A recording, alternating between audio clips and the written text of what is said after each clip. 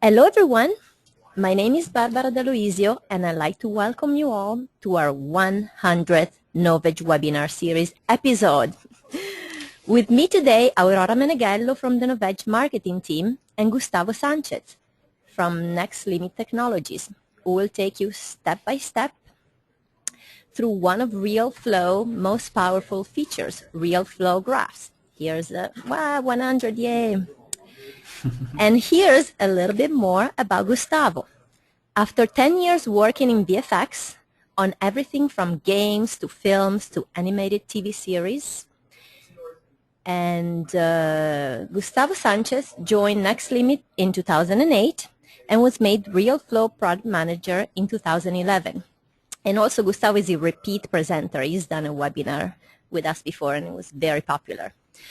Today's presentation is about 40 minutes long, and afterwards we'll have a brief Q&A session where Gustavo will answer your questions live. So submit your question into the chat window at any time, and we'll collect them and we'll make sure we answer them all. And here's where you can find RealFlow Standard License 2013 on our website. Just go to www.novedge.com. As one of the largest online design software stores, we offer a huge assortment of software solutions that cater to virtually every designer's need. To learn more about RealFlow and its invaluable tool, RealFlow Graphs, you're welcome to call and speak with our specialist, Bob Thayer. You can reach him by his email address, bob@novedge.com. Also, today's attendees will receive a 20% discount on the product, courtesy of Next Limit. So take advantage of it and call Bob as soon as you can. You can check our Next Limit's own website at www.nextlimit.com.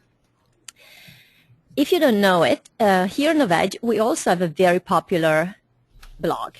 Please visit it to get a glimpse at who is changing the world of design one step at a time. You can meet the innovators, the makers, the architects, the VFX artists who work right on the edge of creativity and technology. Great interviews, great images, and great stories. Come visit us today at blog.novedge.com. And to catch up with the latest product promos and Novedge webinars, like us on Facebook, another source of endless information. Next week, our webinar will be about V-Ray 2.0 for Rhino. Inspired by the dedicated V-Ray community, V-Ray 2.0 for Rhino aims to promote creativity and artist-friendly workflows for Rhino users through the introduction of intuitive and simplified rendering process and easy controls. Head over to novedge.com/webinar series for the most up-to-date schedule and register right away for Webinar 101. If you have any suggestions, you're more than welcome to drop us a line at barbara.novedge.com. We really do like your feedback, and your ideas for future webinars could really become reality. Last but not least, today's webinar is being recorded live, so if you want to rewatch the 100th episode in its entirety, as always, you can find it on our Novedge webinar series channel through Vimeo and YouTube. Okay, Gustavo, are you ready? I am. Are you ready? I was just typing. Okay, we are gonna make a splash with this webinar, pun intended, and I'm gonna let you tell us all about this amazing product. Okay, here's the baton, Gustavo, and all right. I'm just sharing my screen now. Hope everyone can see it in a second. Okay. Brilliant. Okay. All right. Thank you very much, Barbara. You're welcome. Well, hello everyone. First of all, I just want to thank Novedge for giving us the opportunity to host this 100th webinar. We know it's a huge achievement for them, and so we want to congratulate Barbara, Aurora, Kevin, and all the Novedge team for giving us this opportunity. So let's start. 40 minutes is not going to be enough to cover all the things that we want to say, but we'll try. Today's topic, RealFlow Graph, as Barbara mentioned in the beginning, is a very powerful tool that we introduced in RealFlow 2013, which was released last year. To give you a brief summary of what we're going to be trying to cover in these 40 minutes, I hope it's slightly longer. We'll be talking about why will you be using RealFlow Graph nodes, and when and how to learn them, and we'll be getting our hands dirty with some demo scenes as we progress. Checking, for starters, this example that one of my colleagues, Alex, did. Let me just quickly run this video. You will see the power of the RealFlow graphs. Probably the video is not going to be playing real time due to the compression, but I'm not 100% sure if this is already in YouTube. But you get to see the quality of this video. This is a point projection tool created using RealFlow graphs that allows you to do a preview in the background. You can send this as a post-process and send that to the render farm. So it's a great level of detail that you get with this graph, and it will solve a problem that we used to have in RealFlow, not having the ability to run the previews in the background. So this is one of the many things that you can do with the simulation graph. With simulation graph, you can do pretty much anything that is not out of the box. But the idea today is just to try and demystify the whole graph paradigm, since we know that it can be daunting at first for people that are trying to learn this new system. So we'll be running some basic examples, and mostly to try and make you understand the logic behind the tool. So why do we think that you should be using RealFlow graphs when running RealFlow? We say it's flexible system, very powerful and intuitive, and I will explain a bit. We say it's flexible because, as I said, pretty much anything that you can think of is possible with RealFlow graphs, and if it does not provide the nodes needed, the current version that you might be running, we always increase the number of nodes that we have in the software.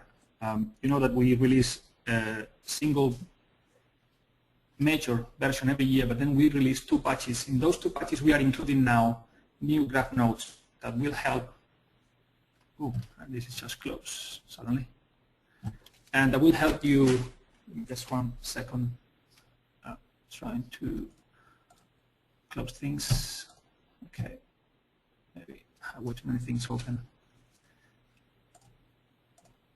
Okay, here we are. So as I was saying, it's a very flexible system because it allows you to do pretty much anything that is not out of the box. Very powerful because you are able to do things like this, which is almost a ray tracer that one of our developers coded, and intuitive. And you may think that that's kind of a joke because it seems complex at first, but once you get the grip of the whole system, you will get to see that it's really straightforward to use. I'm going to play this video as well. It's in here. And this is a clear example of how something that you wouldn't expect coming from RealFlow is possible using the simulation graph. And you see there the dispersion. This is a real wave, and it's doing a ray tracing showing all the caustics. And I hope that you can get to see the coloring of the dispersion in there. So when would you need RealFlow graphs inside RealFlow? As an example, but something that is really clear, when you are operating over large data sets. Why is that? Because if you are trying to do something like operations with hybrid tool, for example, that handles millions and millions of particles, and you're using Python, Python is mono-threaded, so it will be really slow. Most of the simulation, most of the nodes inside the graph system are multi-threaded, and are very, because we are using a different paradigm to the usual for loops that you get in Python. We use something that we'll explain later called arrays and conditions to handle all this data. it will be way faster and way easier to get. Also, it is very, very powerful to do image manipulation. It does have a lot of nodes to do just image manipulation. And as I said, post-processing, this is an example of Hybrid 2 creating web maps after the Hybrid base solver had been cached. So these web maps on the left have been calculated as an image coming in a post-process when running the graph. And I'm going to be running this graph now. Not the graph, the video in here. So you see that the water is marking all those walls with the white texture as it passes by. So this is another cool thing. I don't know if you get to see that here is wet and then suddenly it dries out. Because probably the condition that the web map has is very low in terms of dissipation. But it's really, really cool that we can now do these type of things just with a few graphs.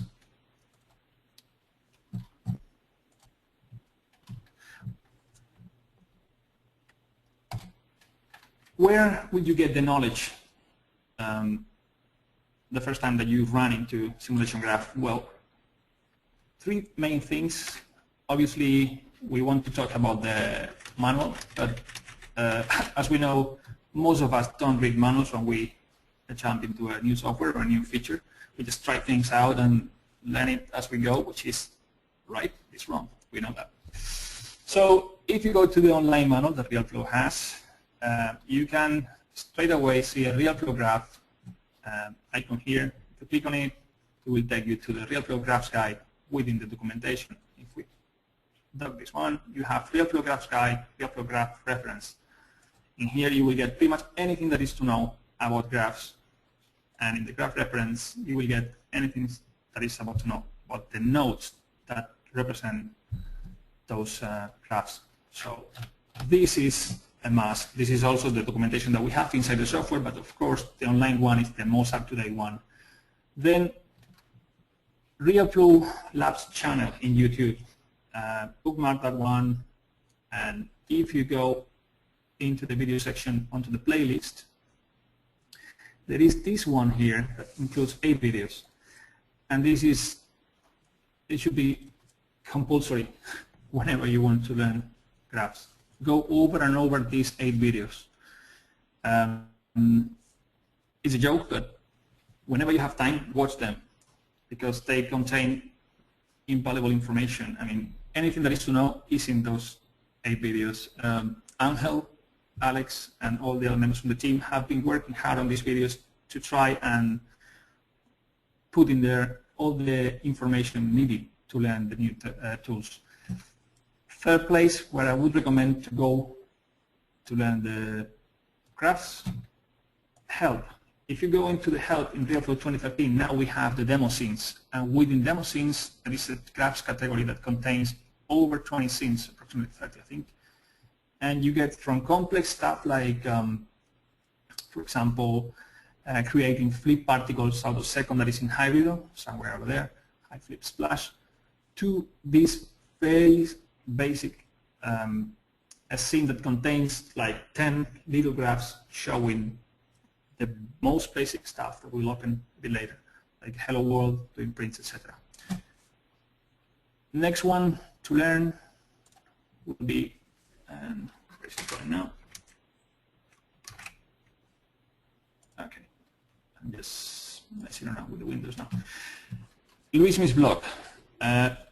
Luismi, our colleague here in support, is blogging pretty much every other week, and he has amazing talent to create straight content. So he's a user, I'm a user, so we know what you are trying to do. So we listen to you in support and we try to create content that is fitted to your needs. So go here. So you get YouTube, demo scenes, Luis blog, and also you have the RealFlow resources site. So if we go to RealFlow resources, you can download Python scripts, C++ plugins, RealFlow scenes, and now you can also download and also upload graphs. So there's a nice bunch in there. These web maps that I showed you earlier is here.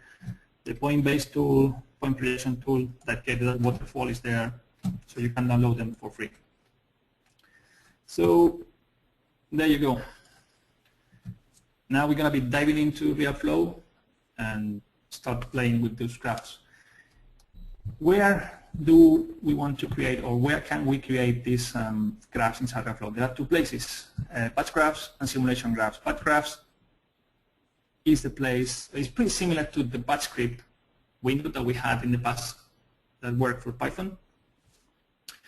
This time is for graphs, obviously. And simulation graph is the simulation events in the past that used to hold Python, C++, now host graphs, Python, C++ altogether. So let me just go back to RealFlow and start. I'm going to clean the scene. So two places. They also have hotkeys. So Control F7 will bring you the batch graph. So this is the graph window where you will be operating. And as I said, if you're familiar with Python, it's pretty similar to the batch script. It can serve many purposes, this window, but you would most likely be doing here post-processing and operations that need an instant impact. Hence, it works also perfectly as a sandbox for testing parts of graph networks that we later might use elsewhere. The simulation flow can be brought up either as well hotkeys or can here simulation flow. And I'm going to be maximizing this. So in here, as I said, you can now add graphs in the same way that you can add scripts and you can compile them. So the good thing is that you can combine as well. The operations are going to be this is going to call for the scripts compiling. The operations are going to be always evaluated from top to bottom. And if I dock this for a sec, for those of you that haven't used this simulation flow or simulation events before, I'm going to quickly explain how it works. In here, you're going to be able to place graphs, in this case, that operate at any time during the simulation. So when you press simulate, whatever you put in here is going to be happening at the same time. So you can put things before the simulation starts, once the simulation finishes, and frame time, so before the frame is evaluated, once the frame is evaluated, and at the same time you can do the same within the steps. So before a step is calculated or once a step is finished in between frames. For that, make that a bit messy, but I hope you got it. So how do I start here? Let me just second, if we go one sec to the presentation, let me just go that one. Once we are inside the simulation graph or the batch graph, the first thing that we want to look at is this. We want to look at the toolbar and the node categories because we don't know the system. So if we go to here, for example, we place a graph, we see that there is a blank canvas, but there is something here that gives us a hint, this red tab key to start adding new nodes to the graph. So if we click and press tab, we get a list of categories of nodes. This is where I was saying earlier that it was a bit scary, a bit daunting, if you didn't know anything about graphs. There is a box here where in theory you can type, okay, and then you can start looking through this and going, oh my God, this is so complicated. So many nodes. This is crazy. If you come down here, you can even go farther. So it's like categories inside categories, inside categories. Don't worry, it's not that complicated. We do have, we say that it's also a very, very powerful system because we have over 800 nodes at this moment. But you don't need that many to start with, and you don't need that many for your daily tasks. So don't worry about that. Trick here is to know how this works. Okay, of course you need to know more or less what these categories are for, but and this comes back to when I was saying that it was intuitive. If you try to do, for example, load some particles, you can start typing load, and you see here that everything that matches the string that you place in there shows up. So that's the way to work. So you get particle load. I wanted to load particles, I have a particle load node. Okay, what if I want to do it the other way? I go like part, nothing shows up because I don't know the order of the names, and I go, oh, there you go. So it shows up anyway, and if I press enter, I create a node. So it's cool. So this takes us to here, which is what we call the anatomy of a node. There are a ton of possibilities and cool things that we can use in our benefit if we know how a node really works and all the tricks around it. From clicking on the pins to enter and modify the value, to checking the types that the node can accept, to explore what has been evaluated for debugging purposes. So inside RealFlow, let's try and do something like that. Right click gives us the name of the node, a description, which in most of the cases, and I would say pretty much all of them, is very comprehensive, so we can follow, you can follow exactly what's going on with the node and learn how the node works.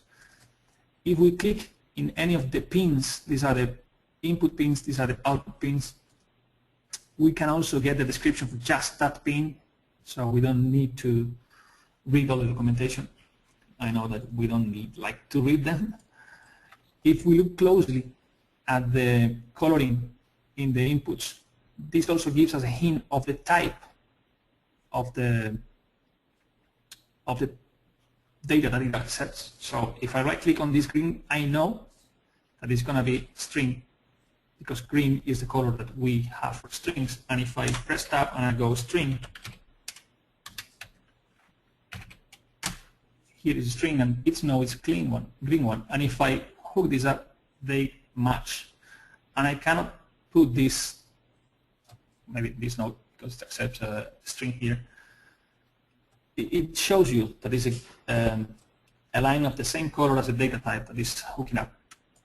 So let me just bring a different node, which kind of gives a more clear information. Let's bring on the all-sensitive spectrum. This is high-level node and includes loads of inputs, just a couple of outputs. We can fill all this information either by hooking up nodes on the left or by coming here and entering the values. Another tip, now that we have this massive network sometimes, is to gain space by hiding this. We don't need that if we right-click and click on Edit Inputs. This is a floating window, and we can also get there by just clicking on any pin. So here again we see that the pins have different colors, and if I try to hook this up here, there is only one place where I can pin this. How do we connect things? Is normally get to the right pin on the node and get to the right pin on the other node.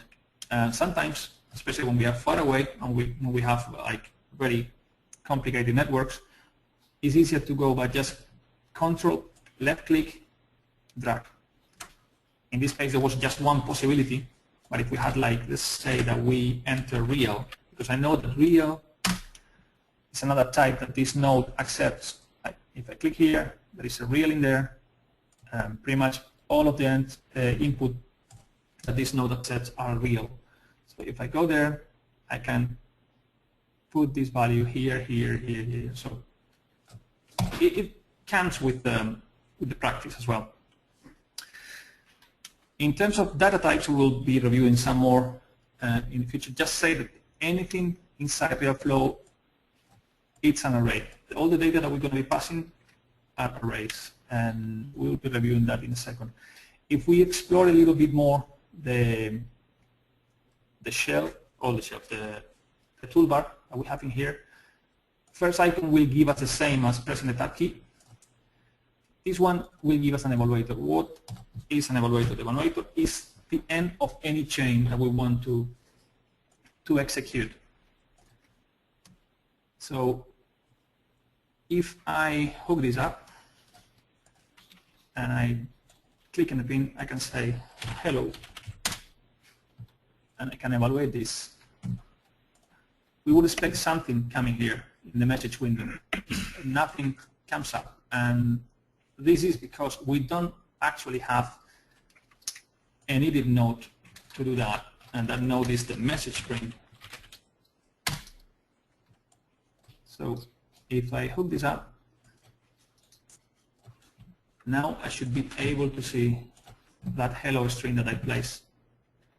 And as a tip, there is another way of doing that, which is any node that is connected to another node, if we click on the connection and right-click, there are a few things that we can do. But probably the most interesting ones are splitting with pass-throughs and splitting with message print. If we split with message print, it's the same as adding a message print node. If we split with a pass-through, we'll get to that in a few minutes. It's a very handy node, and this is the one that comes next here, the pass-through. The pass-through node is one that also helps. It doesn't actually execute anything. It just serves as a dot in other packages like Nuke, where you can arrange your networks in a better way. But I will give you some examples of better use than this one. So let's go back here. And straight away, let's move to the first interesting demo. In this one is, again, simple examples. We're going to be running all simple examples here. We're going to be talking about a node that allows you to decide which network you want to evaluate when you have multiple ones running, multiple branches within a graph. And also we're going to talk about the graph node that can cancel your simulations. Since we're going to be running out of time, if I go step by step, what we're going to do is we're going to load the scene and just talk over. So this is demo 1, I believe. And this is saved in the, that's one thing. If you have saved something in the simulation flow, it will remain there. If you save it, I believe it's exactly the same in Python in the batch script. If you just close RealFlow with script on the batch script, it won't remain there unless you save it. So here I had my graph placed. So what is this doing? We talk about the selector node. Selector is a node that, as I said, allows you to choose which branch you want to execute. In this case, if I have this two other connections, so we have a string coming this way, and I'm going to just quickly forget about this. For example, I'm using a getCurrent frame time node, which gives me the frame that I'm actually in. I'm converting that into a string, and this is, again, very intuitive name, so you can get that as in string, integer to string. So by using the space key, you can always find really quick stuff. I'm converting that frame into a string that I'm feeding to this string node. Now, the selector has a triangle here and a dotted line coming straight to the output. So I'm going to also deselect this one, and I'm going to talk about another icon on the toolbar that is pretty handy. This one here says press and hold to highlight node that will be evaluated. This will give us the current evaluation of what we have in the graph. So that is the only thing that's going to be evaluated. So why aren't these two going to be evaluated? This is because, as I said, this is selector, and we have to choose which entry is going to be evaluated. If we create a new evaluator node, selector node, you will see that it only has one input. So how did I get these other two here? Well, with this selected, we can either come here and add new input, or we can come here and add an input. So that's how I did it. So this is how you add inputs and output to nodes like the selector and also the evaluator, because the evaluator that I have here has two inputs. So the same thing. So if we evaluate this, what's going to happen is going to print 20 in there. And 20 is the value that I have. Probably 20 is the frame I'm at, exactly. So I am at frame 20. If I move backwards and I hit play again, and I forgot to say that this is a way of executing the graph. So I get frame 10, frame 5. If I just run simulation, since this is simulation flow, it will print all the frames. What if I wanted to cancel the simulation of the graph? I could cancel the simulation, for example, using a condition. So this is the node that helps with that. So this node is called condition filter by less or equal. So whether or when the frame I'm going to be hooking up here is less than a certain frame that I'm going to put here, in this case I have 10, the graph will execute. When it passes frame 10, it won't execute. And this brings us also to a very important topic. Order matters. In evaluators, you have to make sure that you are doing the right ordering when putting the pins in. So now, if I click here, this is what's going to be evaluated. And how is it going to be evaluated? Well, the first input is going to be this one. So it's going to be running all the way through, because again, it's top to bottom. So it's going to be querying this graph cancel, and then this will be evaluated. So if I hit simulate, probably we want to clear the messages. Reset. We saw that it printed until frame 10, and after frame 10, the graph was cancelled. So this is correct. This is what we expected to see. And it shows the red dot. That means that there was an error or a message in the graph. We can get the messages from here. So cool, we can clear it out. In these ones, we can get the time that everything took. So every single node has a time sign, so we can check where our bottlenecks. Sorry, this is the memory that every node took. And this one will give us the time that every single node in the chain that got evaluated to. If we want to clear those data out, we just come here and clear the graph messages.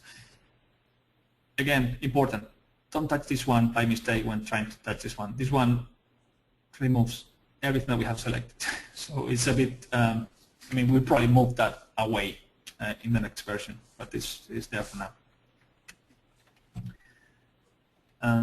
What's next? Okay, yeah. If we can try a simple example and switch these two and see what happens.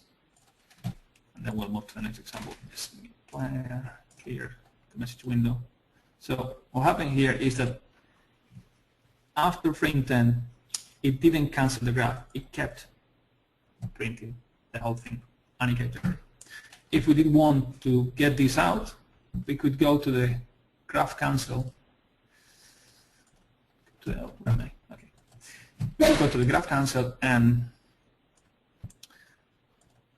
switch the quiet state. So with the quiet state, it won't moan about the graph failed. So in theory, now exactly, it will print it, but it won't print the errors. So graph is a very cool one to. Graph cancel is a very good one to use for debugging purposes.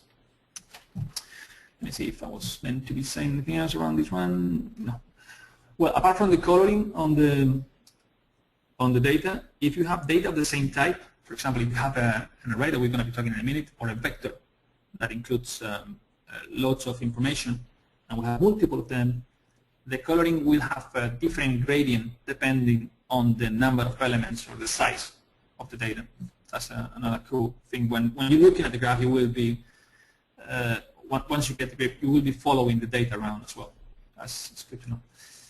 So next example is, let me check. We are All right, yeah, just to recap, order of evaluation is very important. We saw that. Value versus reference and polymorphic data. Damn, I forgot to talk. Oops, sorry, I shouldn't swear. I was meant to be commenting something here. Yeah, we said that the order of evaluation is really, really important, so don't mess with that. And always make sure that you are evaluating things in the order you're supposed to. That's for starters. Then data, like if I unplug this and I right click here, I see that it says polymorphic. Polymorphic, I don't think I've mentioned that before. It's kind of a template or a joker that the node plays because it doesn't know what type of data it's going to be feeding with or serving. So until we hook up something, it doesn't change to the type that we hook up. So the same here. It's a polymorphic, we'll hook it up, then it becomes a real. Okay. The size of the data, that is what when I was talking about arrays. Everything that passes in and out is an array. Whether the array has 0 size, that's the default one as one element, or whatever number you have. But everything is going to be passed as an array. That's why it's so important. The next example, you get what I'm talking about. So let's move quick because we're consuming time. So let's move to example 2. And this is copy-paste graph user library. Yeah, cool. So I had this there because I wanted to show you something really, really cool. When you have, go to simulation flow, maybe I can even change to the layout, my simulation flow layout. I have the graph already created there, so I can paste. Graphs are safe as XML. So I can come here. This is how a graph looks like when you save it out. Control C, Control V, and I have a graph there. So this is really cool because you can export just coming here. You can export selected elements and save them out and do a Frankenstein all over with your multiple graph that you're going to be saving out once you start using them. That's really cool. The other option to load a graph is loading it from the library. So I have already saved out this one, the second one. So when I hit the tab key, apart from all the categories, I also have one that's called user category. And in there, I have a couple of already done examples. This one, number-based demo, is the same one. When it gets imported, it doesn't get imported as a whole network at root level. It does come as a compound, which is a great way of sharing stuff. You will be creating compounds, outputting just what you want people to see, and this way, people that doesn't have, maybe if you have junior artists and high qualified artists in your company, the high trained ones can create compounds for the junior to use until they get the grasp of the system. So if I double click here, I am inside the same network that I was here. So it's exactly the same, just this one is inside the compound.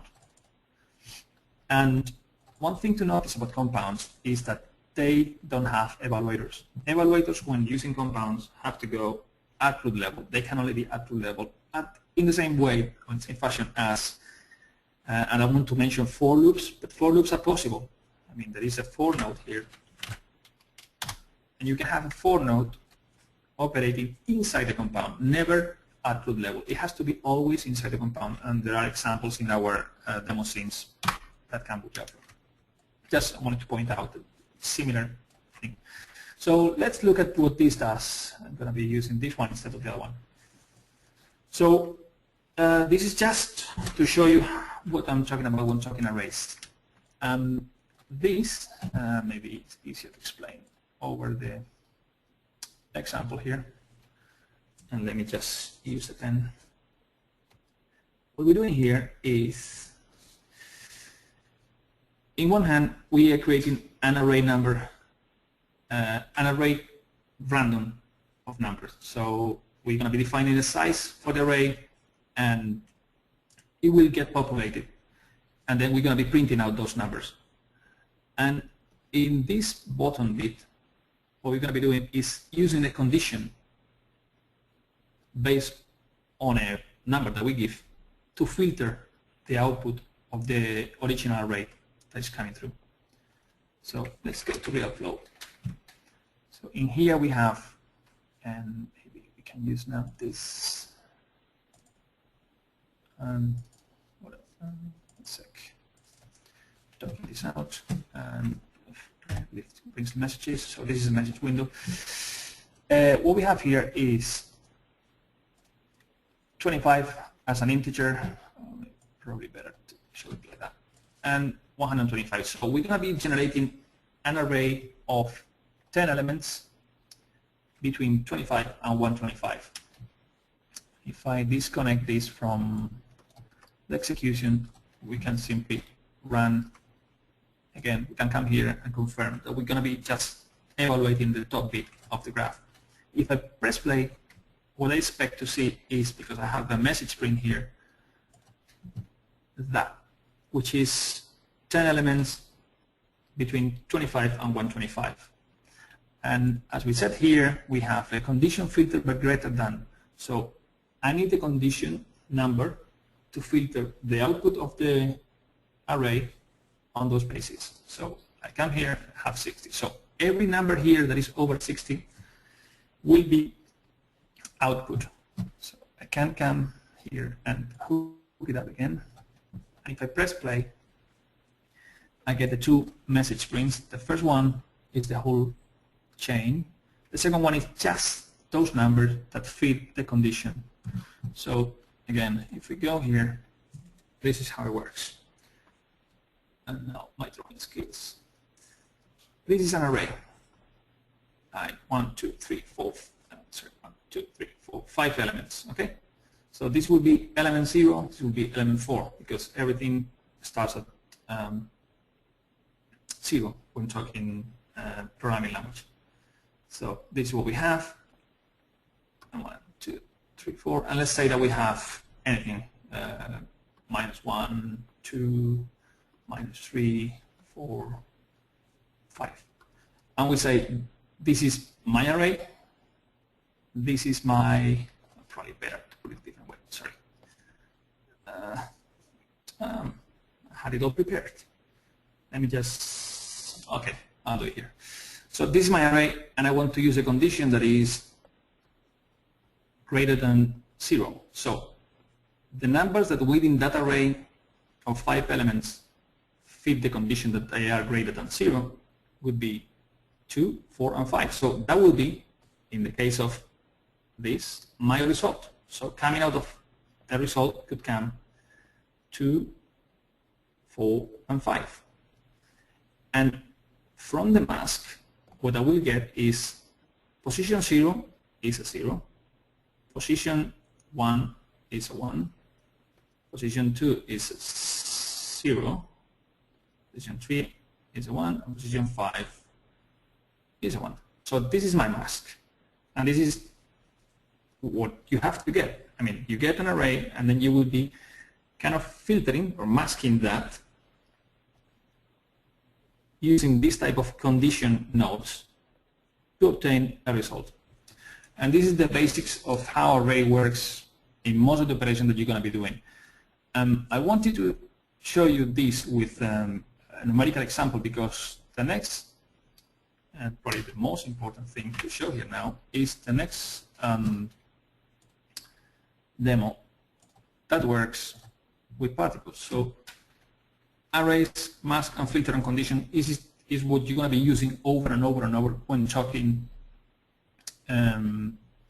graphs and particles in RealFlow.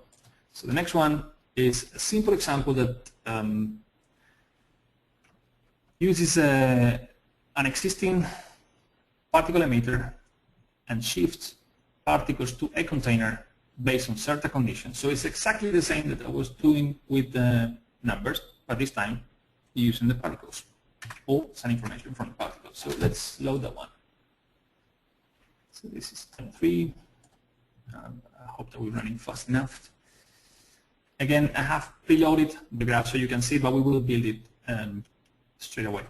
So this is how the graph looks like and in there you see that there are pretty much all the things that I wanted to show you. You have like filter type conditions, you have things that we have seen already, like maybe not this one, 2, 3, but you have the real numbers, the pass-through nodes, nodes. I haven't mentioned them, but they are like pretty lame. I mean, pretty simple. It's just a way of adding information to your graphs. We have evaluators with multiple inputs. We can see that the data is passing by in their different data types. As I said earlier, pass nodes help us organize the node. If I remove this one from here, for example, to remove node keeping connections, these lines will go over nodes.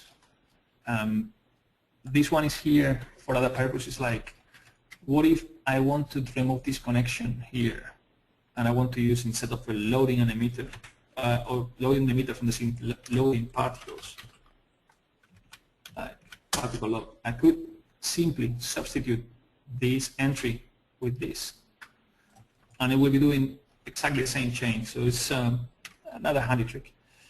So let's go back to the empty board and see if we can reproduce that. So this is the message window, and I'm going to be undocking some of the things that we have there. This is more or less what we're going to be getting when we finish. So in here we have just a circle emitter, a container, and 2 forces that I added just for fun. Let me just show the relationship editor quickly. So in there we have that they are not connected and there is no filter going on, because this is basically a filter operation similar to the one that you'll be doing with the filter demo. So again, let's hide these windows. And okay, the first thing that we need to get is the particles. So we can do a get particles. Again, pretty straightforward to find these nodes. And we will need 2. We will need one for the container and one for the circle emitter. So we'll duplicate the one. Control-C, Control-V gives you a duplicate. So we'll use one for the container and one for the circle emitter.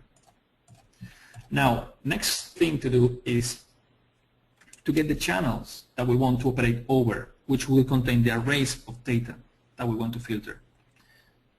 Because this, in this case, and I didn't mention it, so let's open a single view. The way this is working is I'm filtering based on the y coordinate of the particles being under 0 in y. So we want to get that, and this is get particle channel. So particle get channel, it doesn't matter the order that I put the query, it comes up here. So I can again duplicate that, Control-C, Control-V, Control-V, and I get 3 channels. And now I can start checking the channel. How do I know the names of the channels? Just right click, go to the description, and in here I set the name of the channel, built-in valid names are position, velocity, ID. So these are the 3 ones I'm going to be creating. Not only because it says here, but also because these are the ones I know I'm going to be using. If I wanted to know which channels the particle contains, I can use the particle channel, particle get all channel names, and if I just simply add that to an evaluator and add a message print there and hit evaluate, I haven't connected that to any particles. So if I hit evaluate now, let me just clear that. It gives me all the channels that those particles contain. So I don't need this. Let's get rid of it. So we need to connect this, and we need to put the names first before I forget. Velocity, and this will be the ID channel. So we have the position, velocity, ID channel, and now we control click and quickly connect them. The position is the one that we want to query before 0. So for that one, I need to get from we need to get, what do we need to get? This is the component. It's a vector tree that hosts the component. So we want vector tree to components. So we get that. And here we have another tip. This is vector tree, but if I delete this one, the connection, I come here, it says polymorphic of all these types. If it has to be looking which type it has to convert every time that it wants to hook it up here, it will probably take longer. So I could force that connection by adding a vector 3 in there and casting directly that. So that will, in theory, perform better than leaving it. But it doesn't really matter right now, so I can simply scrap it. We'll connect straight away. So we're going to get here a position in Y. Okay? So what do we want to do with it? We want to compare it with something. We want to compare it with a real number that is below 0. So that's what we want to do. We say, okay, vector, we want to filter by condition filter by less than. So this is the value that we want to convert, has to be less than the value that we say here. And in this node, we have exactly the same case that we did with the numerical example before. So if we just connect an evaluator here and hit simulate, we should have now the number of particles that fulfill that condition. Not here, here. So right now we haven't simulated anything. So if we simulate, this graph is working, so the number should be different. No, it's not. Okay, I'm going to be doing something stupid I'm not seeing right now. Ah, I know what it is. This is not only the result. I mean, we need to get the filtering properly. So we're going to be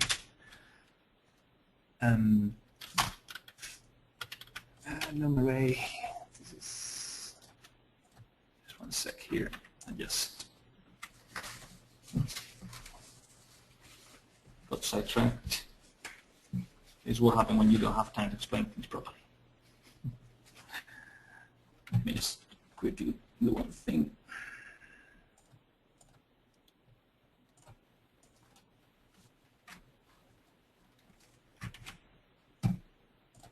Right. Okay. So we were just trying to get this filter properly, and for that we need the num array. Filter by mask. That's it. Filter by mask. That's the one. This one you also want to be using it over and over. So here's the trick. You're getting a result, and you want to filter those particles coming out, and you know the position, and you filter these positions using these masks. And now you see again that we need pass nodes.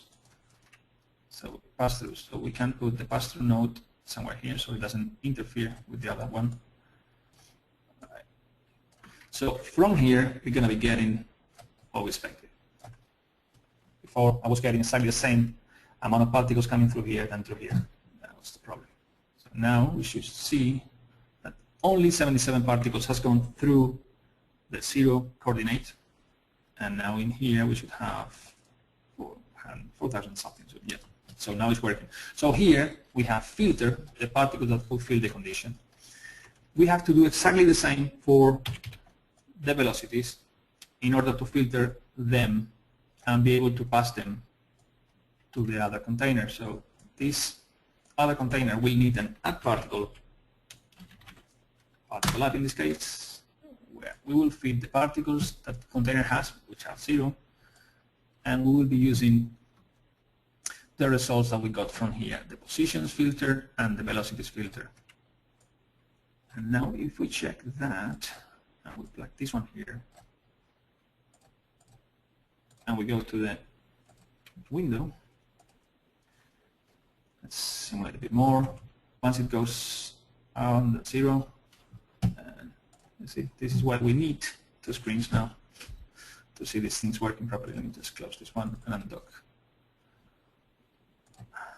Because it gets a bit convoluted trying to display everything just there. So circle, container. The circle contains a certain amount of particles, and I just run it again, so it goes from scratch, and you see that, yeah, started filtering. Be cool to see those particles displayed somehow before we do anything else with them, even before we move them. Well, that's a bit more trickier, but we can. And since we're running out of time pretty much now, just finish with 2 things. First of all, we want to remove the particles from the circle emitter before shifting them over. Actually after, but once we shift them over. So again, we will need this filter by mask and use the ID channel and the mask to filter them. And then we need a node called particle remove by ID. So with this node, what we're going to be doing is making sure that we don't have duplicates. And again, here's the tricky thing here. We need another input. Just got it.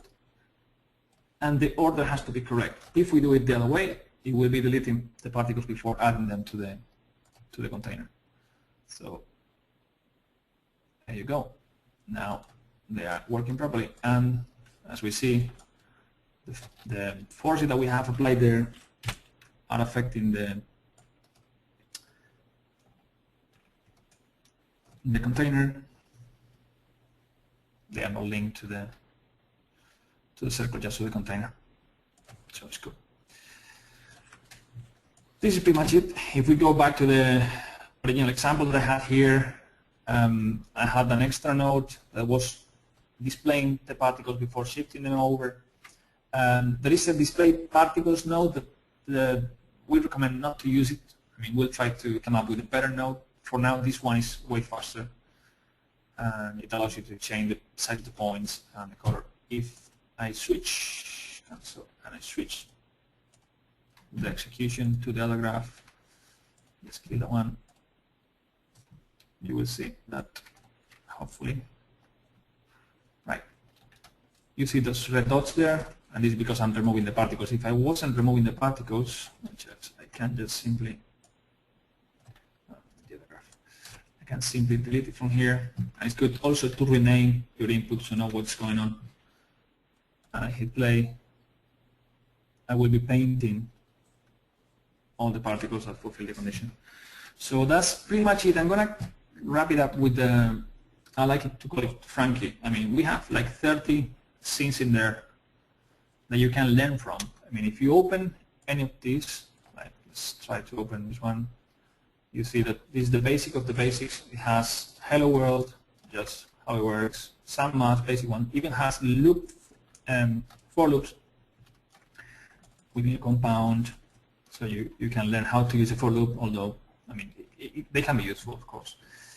But you can get to demo scenes and find what you're looking for slightly different. So something like this particle for field, for example. This one uses a high-redo container and an SPH container, and let me just click non-sport, and creates a vector field and add the force to the Hebrew domain from the particle channel, similar to what we just did. I mean, it gets the position and the velocities of the particles, and with those, it creates a vector field that then uses to add a force to the hybrid solution. So if you just hit simulate, it's pretty straightforward, very fast to run as well. So it's deforming the free particles with the SPH ones. What if I wanted to use an object? How different would be one from the other, one graph from the other? Well, I have this thing here called Frankie, just because what I did is simply this, and you will see in a sec. This is the the demo scene that it comes in RealFlow. What I did was just getting rid of these nodes and instead adding these three. And these are just getting an object, getting its mesh, getting the vertices, and from the vertices, querying the positions and the velocities. The rest was the same. This can be applied to larger networks, so it's just very, very helpful. So this is all for me. I know that I have to check with Katie. Marcelo is in the background. So Marcelo is one of our RealFlow experts, and he's been working with the RealFlow Graphs already in production. So I don't know if Aurora can switch to Marcelo. Yes, hi Gustavo. First of all, Hey. thanks so much for the presentation. I think you managed to keep everybody glued to the screen. That was Cool. fantastic. It's a tricky one because there are so many things to say. Oh, yes, no, everybody, yeah, I think, and there were some questions submitted, and Angel Tena was amazing at answering them directly, so we're sorted out with that. I think Marcelo can activate his microphone and enter the webinar as soon as he wants to. Marcelo, can you hear me?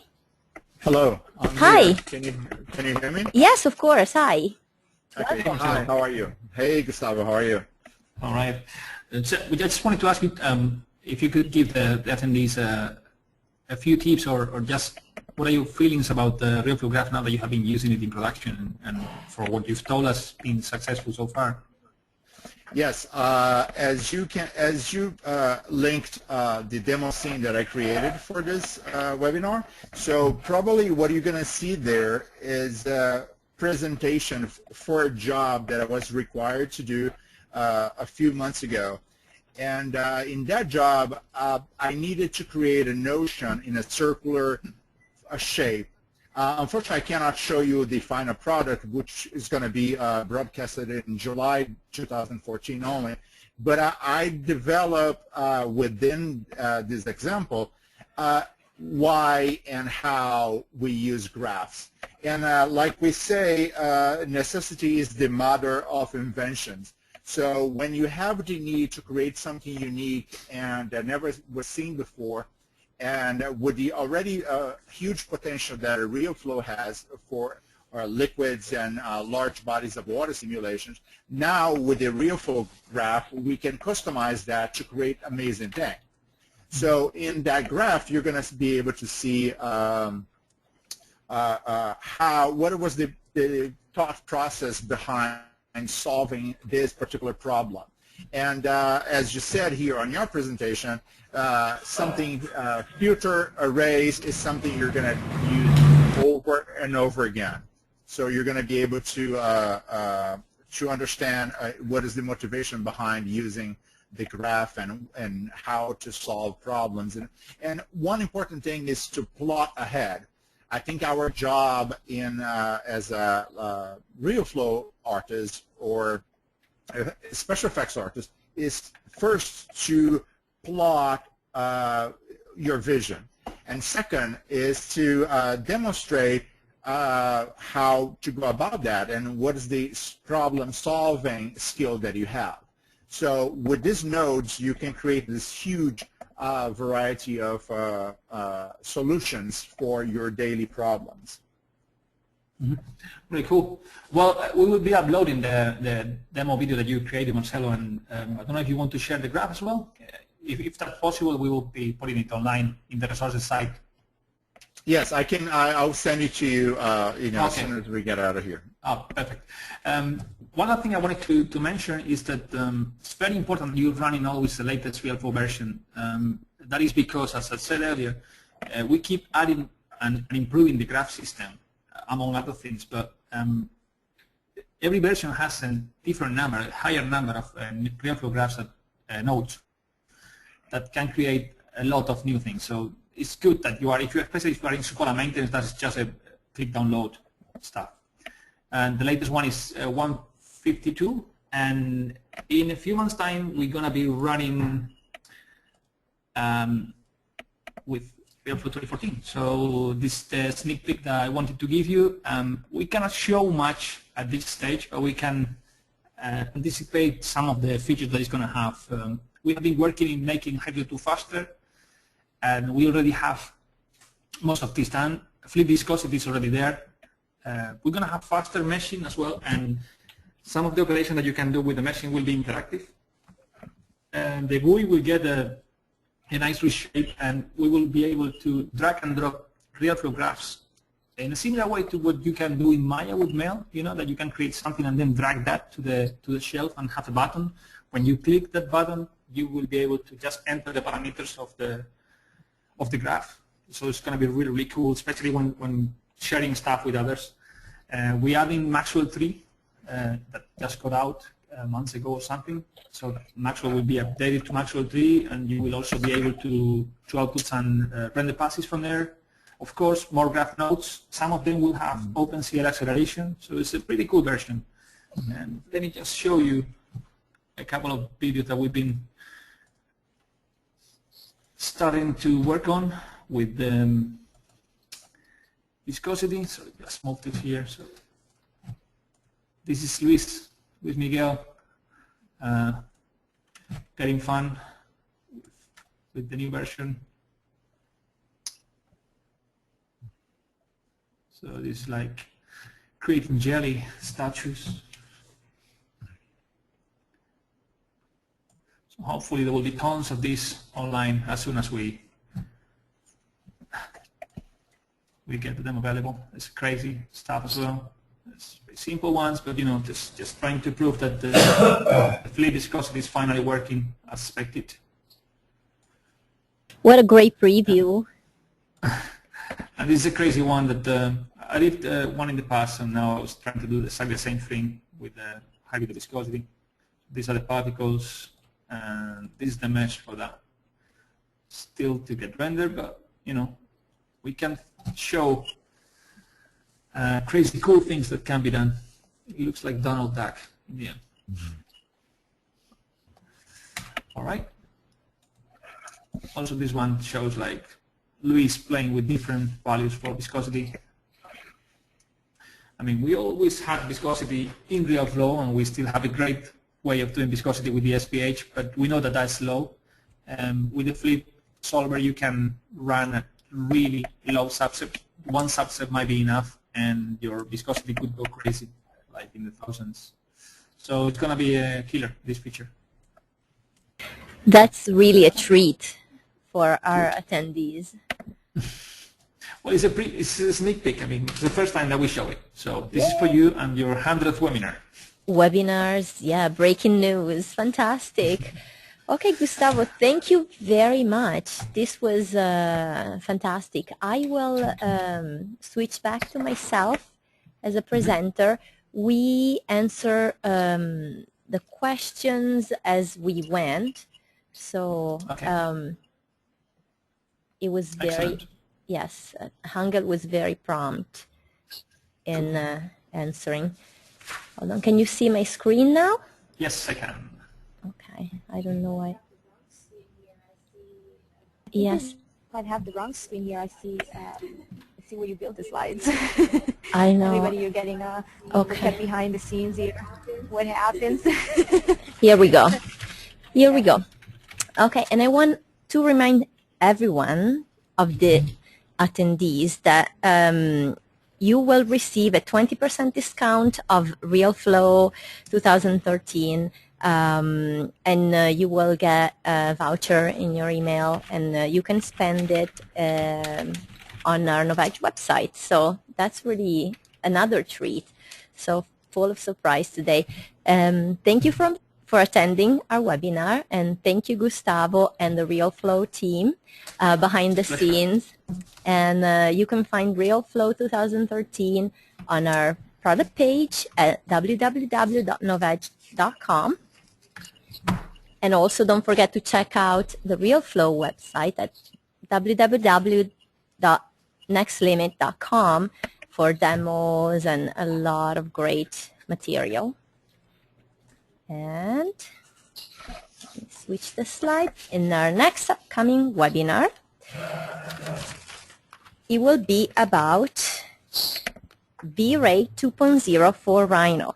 Inspired by the dedicated V-Ray community, V-Ray 2.0 for Rhino aims to promote creativity and artist-friendly workflows for Rhino users through the introduction of intuitive and simplified rendering process and easy control.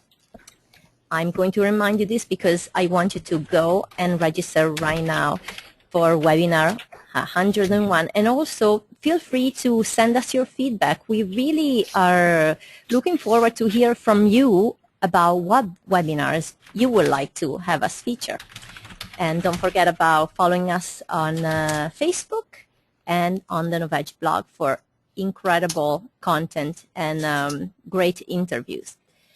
I'm reminding you that today's webinar was recorded live, but it will be playing over and over again for you on our YouTube and Vimeo channels on demand whenever you want.